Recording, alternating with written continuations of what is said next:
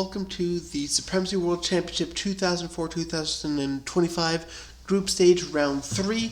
I just want to give a quick shout out to our new sponsors, who are Bytro and Supremacy 1914, who have made us official content creators for the company and for this game.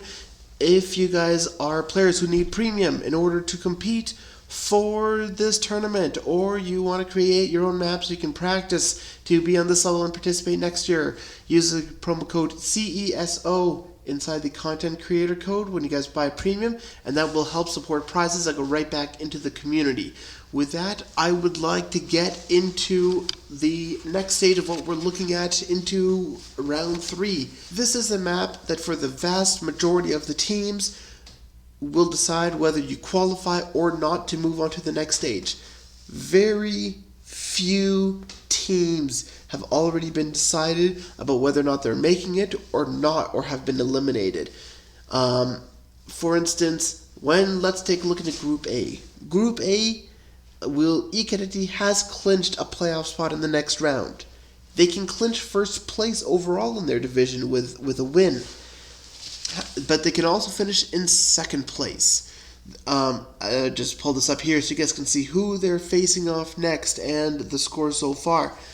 They can finish in second place if they lose, and Teflon the Wendigos lose to Battlecry Academy. But Equality can go down to second place with a loss, and if Teflon the Wendigos loses to Battlecry Academy, or Teflon the Wendigos' point difference in the third map is 1,273, less than Equality's loss, they will go down to second place. So those are two scenarios that can happen there. Equality can go down to second place if they lose to Warriors of Valhalla and Teflon the Wendigos beats Battlecry Academy. That would create a 3-place tie with teams that have 2 wins and 1 loss, and then it would come down to the tiebreaker, and the tiebreaker is the points differential. So at that point, they could slide down to second place if their points differential is 1,273 less than Equality's. Warriors of Valhalla could sneak into there, but we'll get to a later scenario. Teflon the Wendigos can clinch first place if Equality has a loss and they score 1,275 points more than Equality loses by. Keep in mind, as you lose a map, you get negative points, and if you win a map, you get positive points. So it's not just you have to win by this number of points more.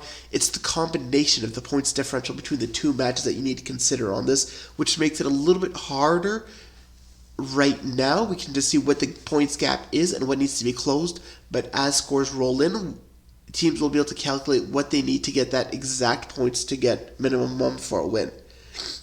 Teflon the Wendigo has the tiebreaker over Warriors of Valhalla and cannot be caught, so they have a minimum second place with a win. So if Teflon the Wendigos wins, they automatically make it into the playoffs because of tiebreakers. If Equality also wins, Warriors of Valhalla they can take first place in the division if Teflon the Wendigos loses, and if they beat Equality.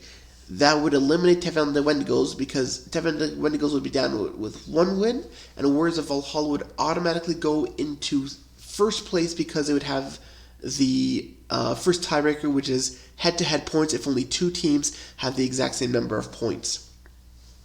Battlecry Academy can actually take second place and move forward, but they have to beat Teflon the Wendigos by more than 657 points, and Warriors of Valhalla has to lose to Equality. Those are the 2 scenarios that have to happen for Battlecry Academy to clinch a playoff spot. Looking into Group B. Group B, we have Operation Blitzkrieg 2. They can clinch first place with a win or a loss with an Alcatel Phantasma loss as well. They qualify in second place if they lose by less than 867 points difference, and if Alcatel Phantasma wins. So they have a clinching scenario, win or lose, but the losing comes into play with points as well, so that's something to keep in mind of. Alcatel Fantasma clinches first place if they win by more than 1,085 points more than SOWAR or the Shadows of War wins over Operation Blitzkrieg 2. Alcatel Fantasma clinches in second place with a win and with an Operation Blitzkrieg 2 win. The Shadows of War can clinch first place by winning with an Alcatel Fantasma loss or by scoring 1,085 points difference more than Alcatel Fantasma wins by. Because that would do a three-way tie, but they would have more points than Operation Blitzkrieg 2 because they need at least 1,085 points more, and they would be ahead and they would at least pass Alcatel Fantasma. SOWAR qualifies in second place with a win over Operation Blitzkrieg 2 by more than 867 points, but fewer than 1,085 points difference than what Alcatel Fantasma wins by. Ordine Supremo delle Aquile can qualify by beating Alcatel Fantasma, and they have to close the points differential by 1,729 points, and the Shadows of War needs to lose, and the points differential being closer between them and Operation Blitzkrieg 2 by 644 points. Group C, we have two teams that are eliminated. That's Starcy Pinoy and Sprague Ducati, and they're facing off against each other.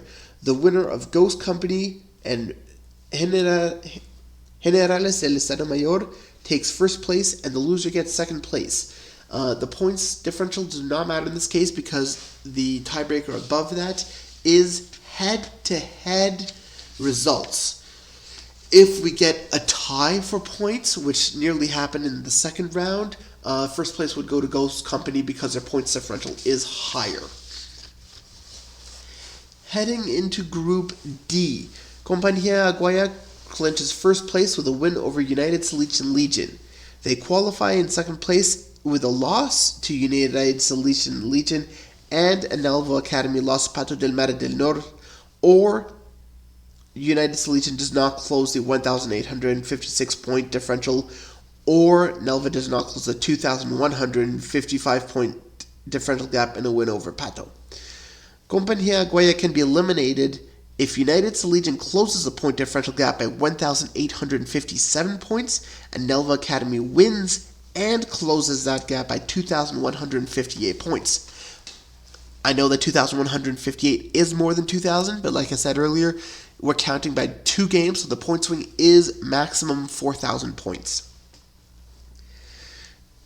Nelva Academy can take first place with a win over Pato del Mar del Nord and a United Salesian win where they close the 2,157 gap on Compañía Aguaya and close the 354 gap over United Salesian Legion. If there is that massive points gap, though, it is very likely that United Salesian Legion would be losing a fair bit of points too. Nelva Academy takes second place with a United Salesian loss and a win, or Pato del Mare del Nord not being able to close a 2,115 point gap, and United Salesian losing by more than 354 points to Compañía Aguaya. Nelva Academy is eliminated with a loss and a United Salesian win, or a United Salesian loss by fewer than the 354 gap, not being close to Compañía Aguaya. So it's possible that they lose and United Salesian Legion loses as well, but because they lose by less than 354 points, they could still be eliminated. United Salesian Legion can go from third to first place with a win over Compañía Aguaya and an Nelva Academy loss. That would put it just 2 teams with 2 wins, and USL would have the tiebreaker. United Salesian Legion qualifies in second place with a loss and a Pato Mare del Norte win, closing the gap by more than 1,917, but less than 2,115. So there's that slight line where they can sneak into second place, even if they lose, but it gets very, very difficult there at that point. Pato del Mare del Nord can qualify for the next round, even though they don't have a full win yet. They need to close the gap by more than 1,917 over Nelva Academy and United's Legion needs to lose to Compañía Guaya, and the gap needs to be closed by 2,115 points. Very unlikely, but mathematically possible. We head over to Group E. Group E, the Ronins can clinch first place with a win over Divisão Pombo. This one is a little bit more interesting because the Royal Arab Guard has withdrawn from the tournament, so they're automatically disqualified as well, and they have 3 losses. It also gives La Mode Sanglante 2 wins, and we know exactly where they're at points-wise, which makes it that way the other team knows exactly what they need to do in order to win. Ronins can take second place with a loss with a points differential of less than 1,565 points. La Mode Sanglante, they qualify in second place with the Ronins win. A loss eliminates them unless Divisão Pombo wins by more than 1,565 points. Actually, no, that would not work. If Divisão Pombo...